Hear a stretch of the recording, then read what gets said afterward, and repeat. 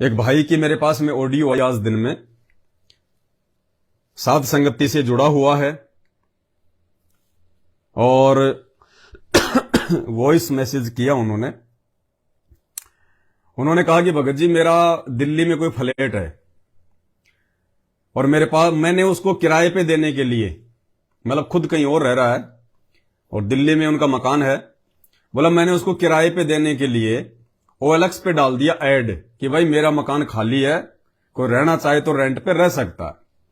तो बोला मेरे पास में एक फोन आया, बोला मैं इंडियन आर्मी में हूं और मेरा तबादला दिल्ली में हो गया और मुझे आपका मकान किराए पे चाहिए और मैं देखने के लिए आऊंगा और पहले मैं आपको पेमेंट कर देता हूं।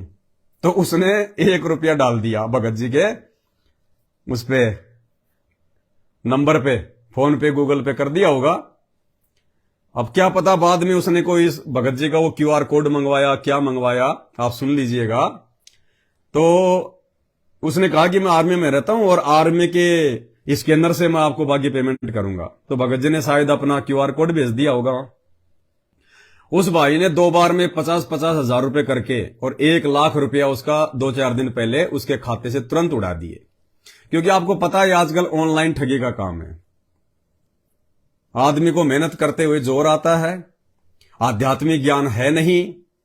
और हमारे परमात्मा ने क्या कहा कि ये जो शिक्षा जो तुम्हें मिली है, आज से पहले नहीं थी ये अक्षर ज्ञान शिक्षा, ये शिक्षा ने इंसान को चतुर बना दिया, शाना बना दिया, कर्म फुड़वारी है ये शिक्षा। यदि इस शिक्षा से आपने भगवान को नहीं पहचाना, तत्वदर्शी संत के शास्त्र प्रमाणित सत्संग सुन के यदि आपने भगवान को नहीं पहचाना और भक्ति से नहीं जुड़े, तो ये शिक्षा आपके ये कर्म फुड़वाएगी, आपसे चोरी जारी करवाएगी, ठगी करवाएगी, 2 नंबर के धंधे करवाएगी और अंत में आपको मरने के बाद में नरक में ठुकवा देगी। तो भगत जी के 1 लाख रुपए उसने उड़ा लिए। फिर भगत जी ने दुखी मन से मेरे पास में ऑडियो भेजी कि भगत जी मुझे कोई समाधान बताओ। पहले भगत जी की ऑडियो सुन लो। सत्साई पवन भगत जी, मैंने आपका वो पैसे का लेन देन वाला वीडियो देखा था। अभी 4-5 दिन पहले 25 तारीख को मेरे अकाउंट मैंने है ना OLX पर हाउस रेंट के लिए एक ऐड डाला था, जिस जो वहाँ से दिल्ली से एक कॉल आया कि मैं डिफेंस में हूँ और मैं 1 तारीख को आपका हाउस लेना चाहता हूँ और मेरा ट्रांसफ़र हो रही है 1 तारीख को, मैं वहाँ के शिफ्ट होना चाहता हूँ, तो वो हाउस लेना चाहता हूँ। तो मैंने इसको यस कर दी। इसने कहा कि आप लोकेशन भेजो और QR कोड उसने मेरे को भेजा। पहले उसने मेरे को 1 रुपये दिया, फिर इसने कहा कि आप इस पर इसको स्कैन करके, ये मेरा आर्मी का मशीन का स्कैनर है, आप इसको स्कैन करके मैं आपको पेमेंट डाल देता हूँ। ऐसे धोखे से मेरे उसने करीब 1,23,000 रुपये मेरे खाते से 2 टुकड़ों में 2 बैंक खातों से निकाल लिए। पवन भगत जी, अब मैं बताओ क्या करूं और इस बारे में कोई सलाह दीजिए। 4-5 दिन से मेरी थोड़ा भक्ति में बाधा हो रही है और ना मन नहीं लग रहा, या इसको कर्जा समझकर भूल जाऊं कि मैंने भाई पिछले जन्म में कोई ले रखा था, या फिर कुछ और बात है। कृपया थोड़ा समाधान करें। तो भगत जी अब वो कर्जा समझ के भूलना तो मजबूरी हो गई कि भाई उसने पिछले जन्म में, हो सकता मैंने उसके खा रखे हो, इस जन्म में उसने मेरे खा लिए हैं। अब ये तो एक मजबूरी हो गई, ऑप्शन नहीं है भगत जी हमारे पास में।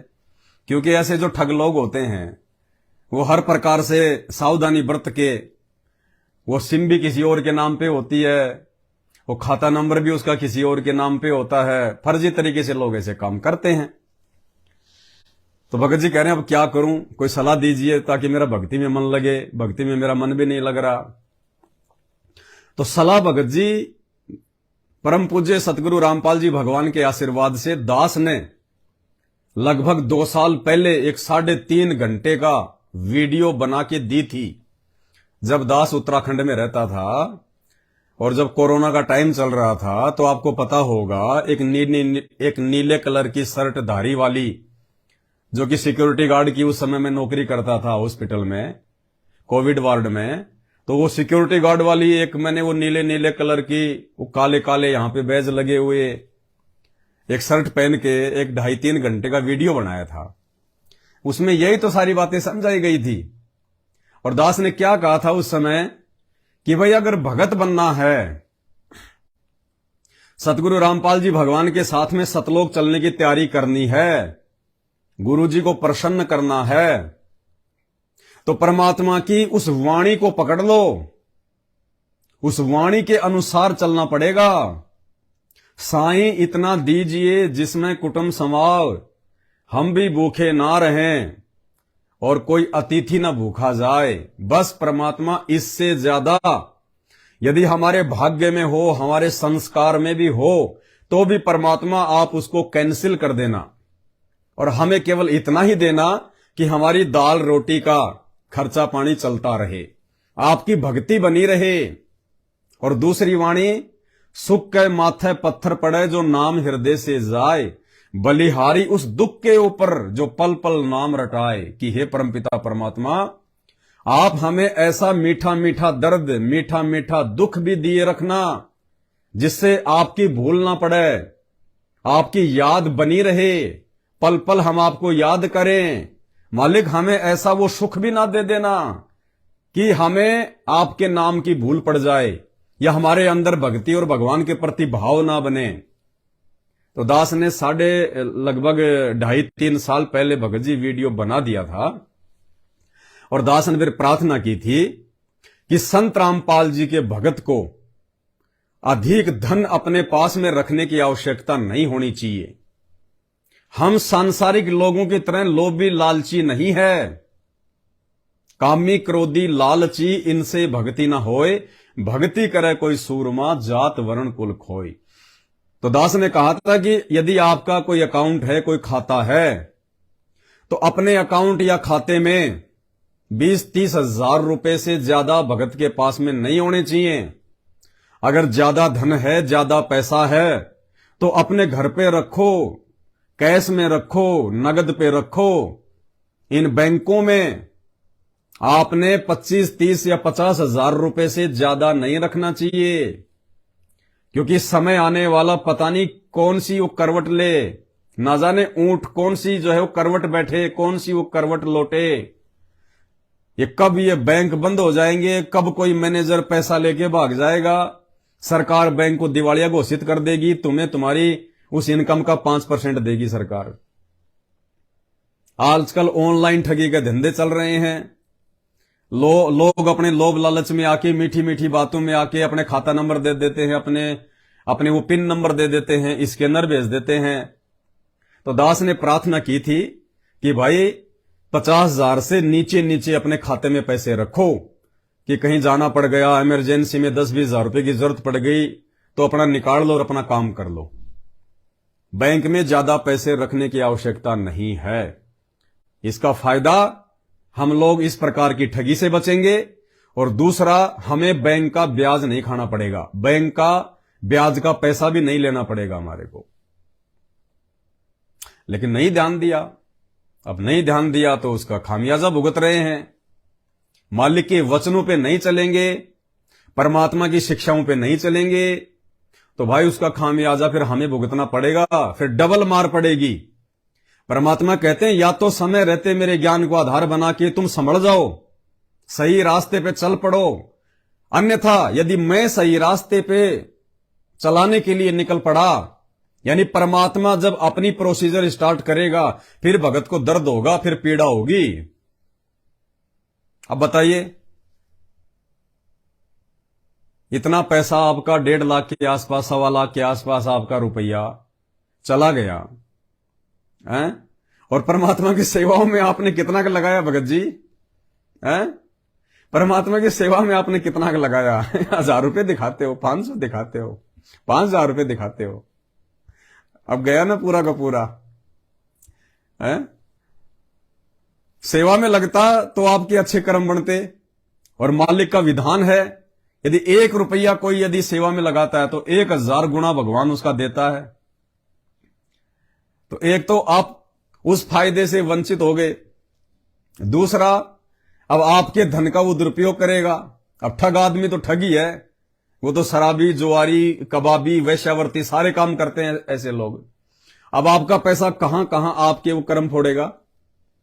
तीसरा नुकसान, भक्ति में आपको टेंशन हो गई, ना ढंग से आपके मंत्र हो पा रहे, ना ढंग से आप आरती कर पा रहे, मन आपका डगमग हो गया। इसलिए भगत जी साध संगतियों में आने की आवश्यकता पड़ती है। साध संगति में आके परमात्मा के वचनों पे विचार करने की आवश्यकता पड़ती है। ये साध संगतियां कोई मजाक के लिए नहीं हो रही, हमें जगाने के लिए, हमें चेताने के लिए परमात्मा इतना प्रयत्न करवा रहा है। रातों को जाग जाग के हम लोग शब्द गाते रहते हैं, उन शब्दों का खुलासा करते रहते हैं। वो किस लिए? ताकि हम संयमित होके चलें। भगत अगर बने हैं तो भगत के हिसाब से रहें, भगत के हिसाब से चलें। आवश्यकता से अधिक माया का संग्रह ना करें, लोक दिखावा ना करें। और ये शब्द परमात्मा ने फिर कौन से दिन के लिए गाए थे? पूरे भाग्यगर होवे सतगुरु की वाणी।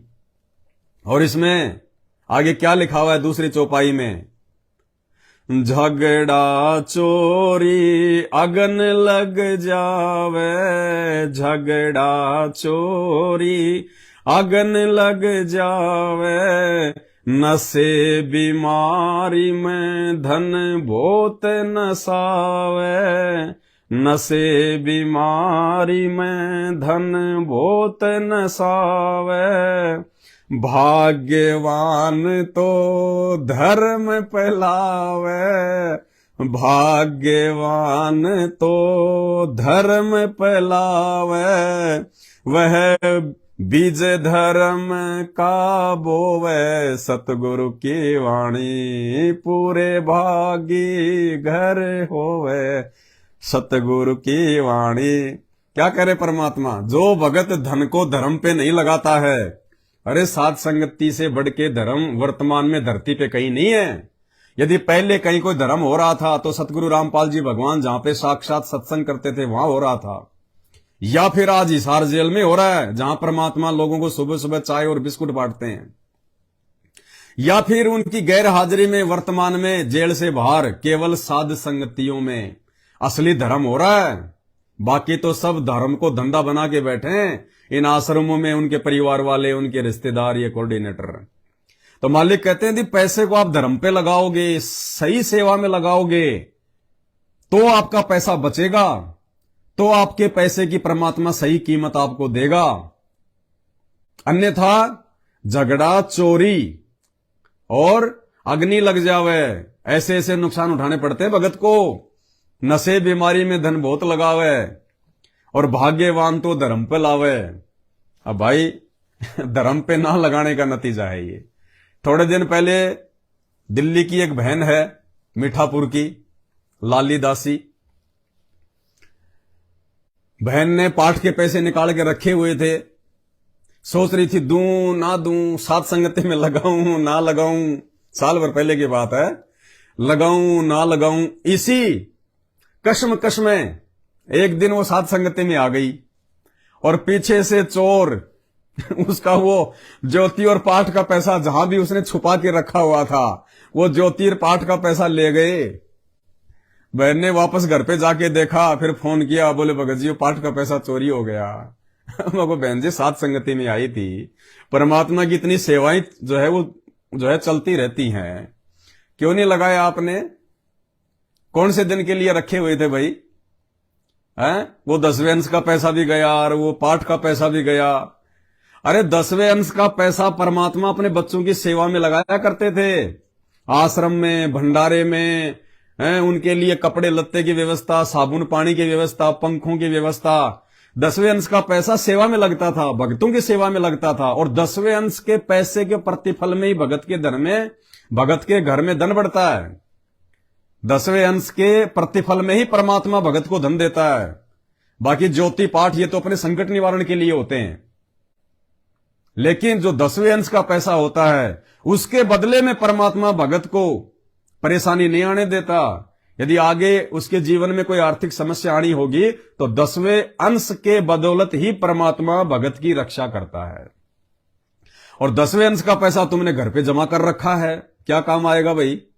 परमात्मा को तो जेल में जेल प्रशासन 2 टाइम की रोटी दे रहा, 2 जोड़ी उन्होंने उनको कपड़े दे रखे हैं। तुम क्या करोगे उस पैसे का रख के? और जब परमात्मा आएगा जेल से बाहर, उस समय तुम्हारे पैसे की तरफ कोई देखेगा भी नहीं। ये भगवान बन के आएगा, भगवान बन के निकलेगा। अब अभी लोगों को इंसान लग रहा है, जब बाहर आएगा ना तब भगवान बन के आएगा। और उस समय ये बड़े बड़े ये धन कुबेर, ये चाहे तो पूरा स्टेट खरीद के दे दे परमात्मा के चरणों में। उस समय हमारे पैसे की क्या वैल्यू होगी उनके आगे? हमें तो दर्शन भी दुर्लभ हो जाएंगे परमात्मा के। उस समय क्या करेंगे परमात्मा तुम्हारे धन का? ये धन की आवश्यकता आज है परमात्मा को, उनके बच्चों की सेवा के लिए। ये पुस्तकें छप रही हैं, साथ संगति में आपको हर प्रकार की सामग्री फ्री बांटी जाती है, मेमोरी कार्ड दिए जाते हैं, आते हैं जाते हैं, उसका खर्चा हर प्रकार से परमात्मा सोशल मीडिया पे लाइव आते हैं। ये बाद में कोई आवश्यकता नहीं है उसकी। और बाद में फिर वही होगा जो हो रहा है, या तो कोई चोर चोरा ले जाएगा, या आग में जल जाएगा, या और किसी काम में हो जाएंगे बर्बाद, कोई बीमारी हो जाएगी, या कोई ऑनलाइन को ठगी कर लेगा जैसे भगत की कर ली। तो बाद में कोई लेना देना नहीं है। बाकी आपकी मर्जी भाई, आपकी मौज है, हमें आवश्यकता नहीं है। आप सोचो कि भाई कहीं पवन भगत जी कहीं ये बातें बोल के ये जो है ये पैसा लेना चाह रहा हो, नहीं भाई, हमें आपके पैसे की आवश्यकता नहीं है। परमात्मा ने जो जो सेवा होनी थी वो करवा दी, अब ऐसी कोई विशेष सेवा भी नहीं है। अब तो दास भी अपनी भक्ति कर रहा है, और जहां आवश्यकता होती है दास साथ संगति में जाके भाई बहनों के बीच में बैठ जाता है। और वैसे भी आने वाले समय में साथ संगतियां इतनी ज्यादा होंगी नहीं, क्योंकि जो 2 नए नियम साथ संगति में परमात्मा ने लागू करवाए हैं कि एक तो पूरा का पूरा परिवार उपदेशी होना चाहिए, और दूसरा वो भगत और भगतमती जिसके घर पे साथ संगति है वो विषय वासना भोग विलास से दूर होने चाहिए, उनका भाई बहन का रिश्ता होना चाहिए, और उसके घर पे भगतों के लिए समुचित व्यवस्था होनी चाहिए। ऐसा नहीं है कि एक मकान है भगत बुला लिए 100। अगर घर पे व्यवस्था है पूरी लैट्रिन बाथरूम की, रहने की, रात को सोने की अच्छी प्रकार से, तो ही साथ संगति रखवानी है। अब ये 3 कंडीशन हर किसी से पूरी होंगी नहीं तो साथ संगतियां इतनी होंगी नहीं, और जबरदस्ती हमने साथ संगतियां करवानी नहीं, क्योंकि परमात्मा को चाहिए मलाई, परमात्मा को चाहिए हीरे मोती लाल। परमात्मा सतलोक के लिए आत्मा छाट रहे हैं, परमात्मा ज्ञान के लिए नहीं जोड़ रहे कि आ जाओ आ जाओ आ जाओ आ जाओ। अगर ऐसे भीड़ इकट्ठा करनी है तो 9 आश्रम खुले हुए हैं, उनके नाम पे वहां जाओ भाई।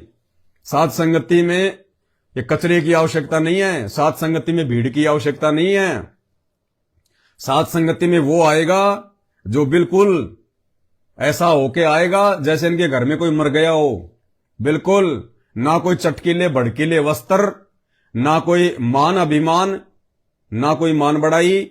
माता बहने, वो माता बहने साथ संगति में ना आए, हाथ जोड़ के प्रार्थना है, जो ढंके और ढीले ढाले कपड़े नहीं पहन सकती। जो माता बहने अपना सोना चांदी नकली आभूषण अपने घर पे नहीं छोड़ सकती, नहीं फेंक सकती। बिल्कुल सिंपल तरीके से बन के आना पड़ेगा, भगत बन के।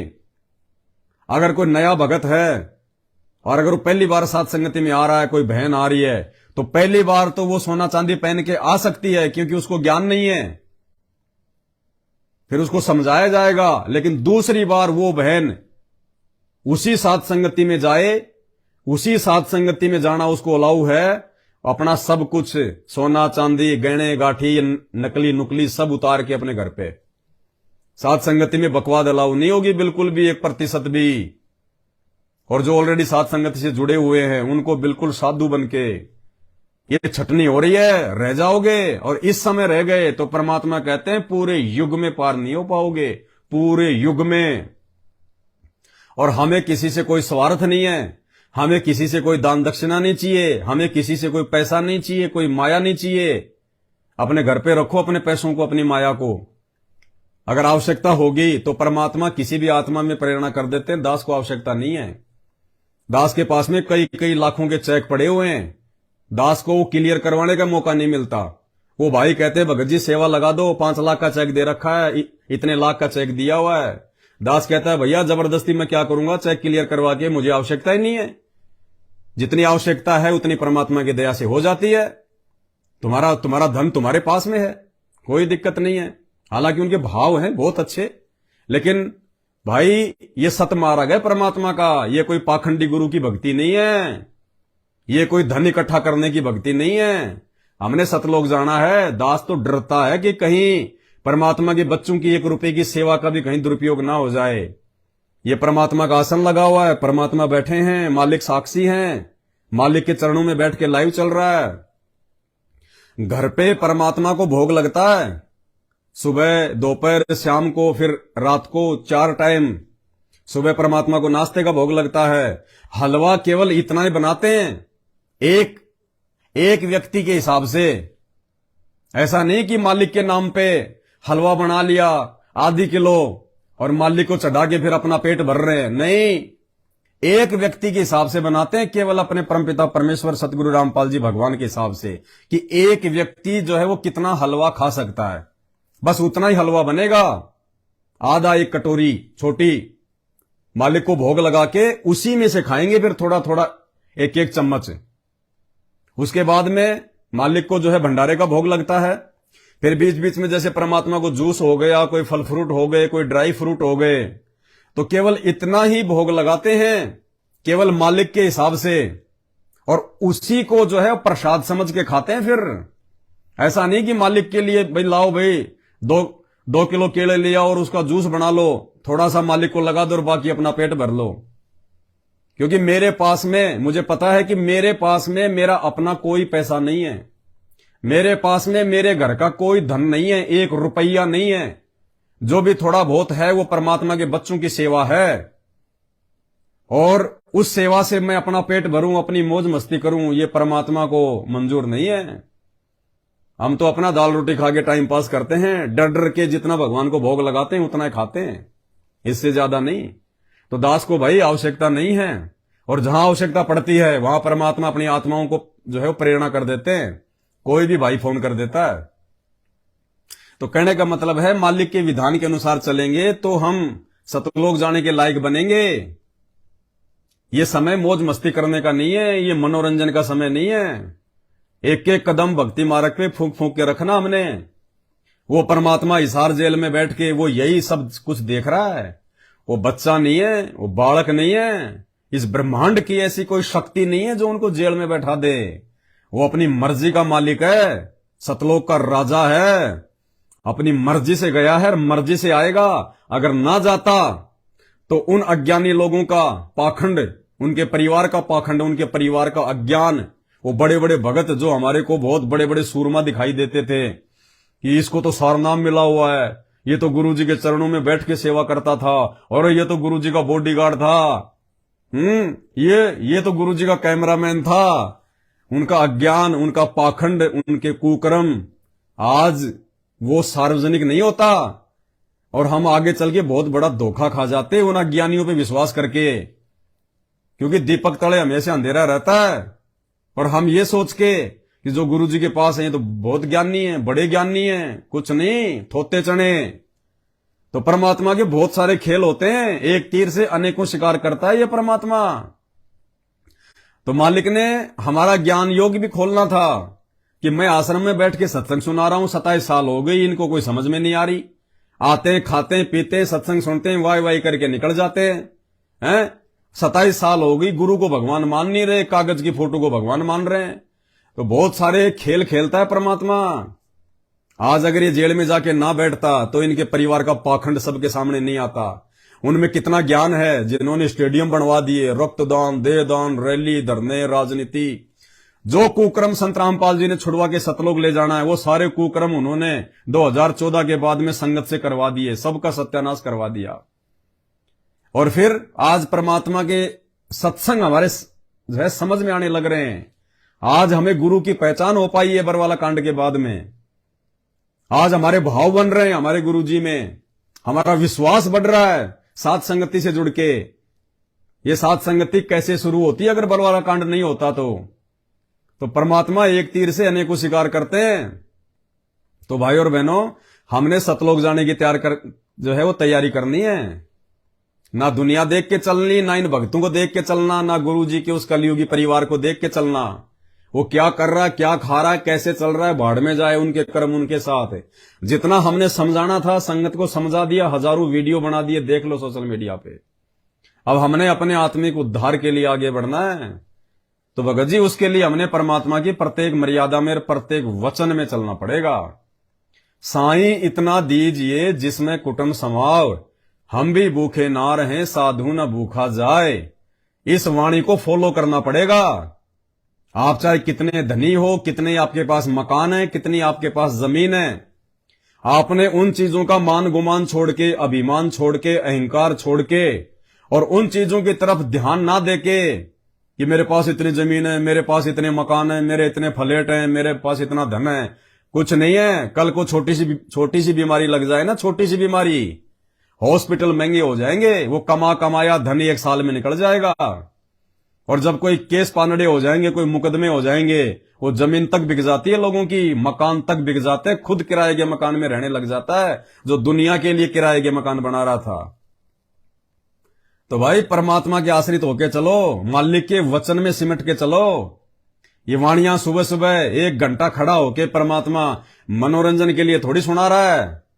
उन वाणियों पे अमल करने का समय आ गया, उन वाणियों पे चलने का समय आ गया, गुरु भगवान के वचनों पे विश्वास करने का समय है ये। नहीं तो धोखा खा जाएंगे, बहुत बड़ा धोखा खा जाएंगे। तो क्या कह रहे हैं परमात्मा? एक लाला जी था सेठ धनी, उसने अपने मुनीमों से एक दिन अपनी टोटल संपत्ति का, सारी संपत्ति का टोटल करवाया कि कितनी संपत्ति होगी। उन्होंने बताया जी इतनी होगी, मेरी कितनी पीढ़ी इससे निर्वाह कर सकती है। उन्होंने बताया कि जी आपकी 5 पीढ़ी तो बैठा खा सकती है, इतनी संपत्ति आपके पास धन है। अरे भले आदमियों, फिर छठी क्या खाएगी? वो छठी क्या खाएगी? और कुछ विधि बताओ। तो उन्होंने कहा जी साधु संत बताते हैं, उनके सत्संग सुनने चाहिए। तो सत्संग में बताया गया कि भाई दान करे, जो धन चाहे तो दान करे, और दान से धन घना मिलता है। और दान में जैसे साधु संत भक्तों को जो दान करा जा वो ज्यादा लाभ देता है। जैसे यहाँ तो सारे साधु संत आते हैं, भगत, असली भगत तो यहाँ आते। फिर भी जो भी जैसा मालिक के नाम पर कहीं के जंगलों में झोपड़ियों में बैठे थे साधु भक्त, तो पिछले संस्कारी होते, पिछले पुण्य उनको प्रेरित करते हैं, तो वो कहीं ना कहीं बैठ कर राम राम करते ही रहते हैं। लेकिन भविष्य का चार्जर उनके पास है नहीं, पिछले पुण्य उनके पास हैं, जिस कारण से प्रेरित होकर के इतना बड़ा फैसला लिया, जंगल में बैठे या कहीं भी कोई साधना कर रहे हैं।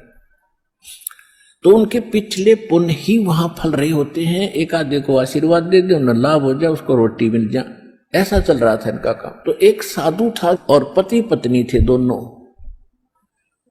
वहां रहते थे। उनको मालूम था यहाँ भगत हैं। तो उस लाला जी ने क्या किया, सेठ ने सभी मुंशियों को कहा कि नौकरों को साथ लो और आसपास जितने भी साधु संत हैं सबको आटा दे आओ, किसी को जो मांगे खांड दावल चाल सब ले जाओ और दे के आओ। अब देते हुए आ रहे थे, उस भगत के यहाँ आए। उन्होंने कहा कि ले भगत जी, हमारे लाला जी ने आपके लिए एक सीधा भेजा है, यानी आटा चावल खांड नमक आदि दाल आप ले लो। उसने अपनी पत्नी से कहा कि देखना कितना सामान अपने पास है। वो बाबा जी ने, वो उसकी भगतनी थी या कोई चेली थी, जब वो सेठ के नौकर गए सेठ के आदेश से, तो बोला भाई दाल चावल आटा लाएं, ले लो। तो उसने भगत ने कहा कि देख जरा अंदर क्या है, कितना क्या आटा है। जबकि वो परमात्मा के ज्ञान से परिचित नहीं थे वो भगत। अगर वो इस तत्व ज्ञान से परिचित होते और वो कोई असली भक्ति कर रहे होते, तो असली भगत कभी मांगता नहीं है। परमात्मा कहते मांगे सो ही बढ़वा कहिए, दर दर फिरे अज्ञानी, और जोगी जोग संपूर्ण जिसका मांग ना पीवे पानी। और मालिक कहते हैं आप पे आवे रतन बराबर मांग्या आवे लोहा। लेकिन वो डले ढो थे, नकली साधना कर रहे थे, वो जंगल में बैठे थे। फिर भी कहने का मतलब है नकली साधना करने वाला जिसको तत्व ज्ञान नहीं, उसने भी कितनी बड़ी समझदारी दिखाई, भगवान पे कितना बड़ा उसने विश्वास दिखाया। इस सत्संग का निष्कर्ष ये है कि जब वो डले ढोने वाले जिनको ना कोई सच्चा गुरु प्राप्त, जबकि हम असली भक्ति कर रहे, हमें सच्चा गुरु प्राप्त, सच्चा ज्ञान प्राप्त, और माया के विषय में उस नकली की भगत के क्या विचार। बोला जरा देख अपने घर पे कितना क्या आटा वाटा है। उसने कहा जी शाम शाम का है। तो उसने भगत ने कहा कि भाई नहीं चाहिए तुम्हारा चावल दाल ले जाओ। बोला क्यों? बोले हमारे पास में बोलो शाम का भोजन है। अरे तो बोले सुबह खा लियो। सुबह क्या खाओगे? सुबह खा लियो। बोले नहीं नहीं, सुबह की सुबह देखी जाएगी, हमें नहीं चाहिए।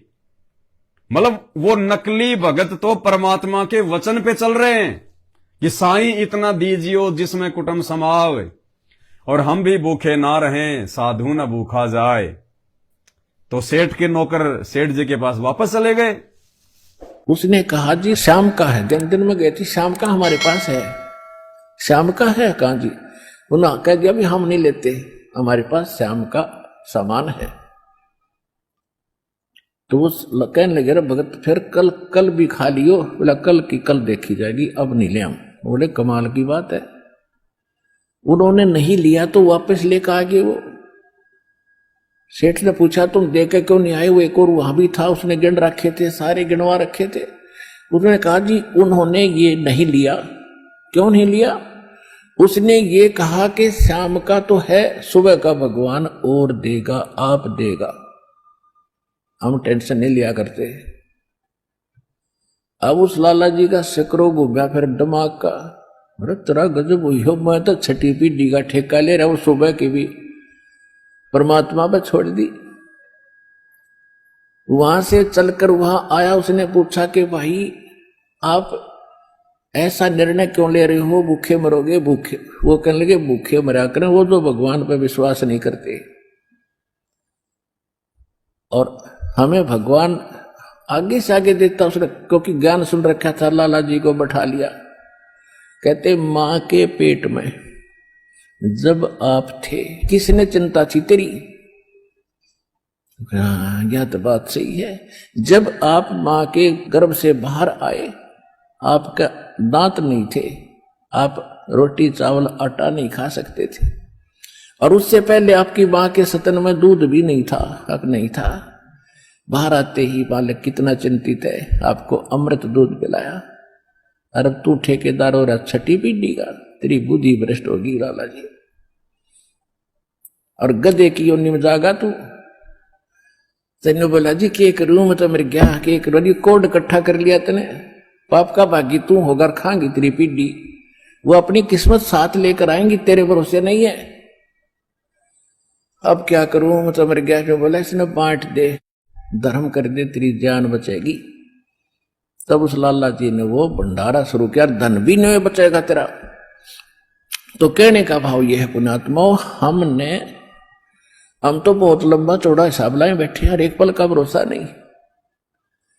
देखो अंत में आपने इस स्थिति में आना पड़ेगा, और जिस स्पीड पर आप चले इसका कोई अंत नहीं। आज किसी के पास एक प्लाट है और थोड़ा सा जुगाड़ होते नहीं सोचे एक और लूं, और फिर और जुगाड़ हो गया तो एक और लूं, वहां थोड़ा सा ठीक मिल रहा है, रेट ज्यादा होने वाले हैं, वहां भी दाव लग गया तो 30 चौथा और दूसरे शहर में ले लूं, इतने मृत्यु हो जाएगी। और फिर कुत्ता बने के वहां घूमया करेगा, सैर सपट्टे करता।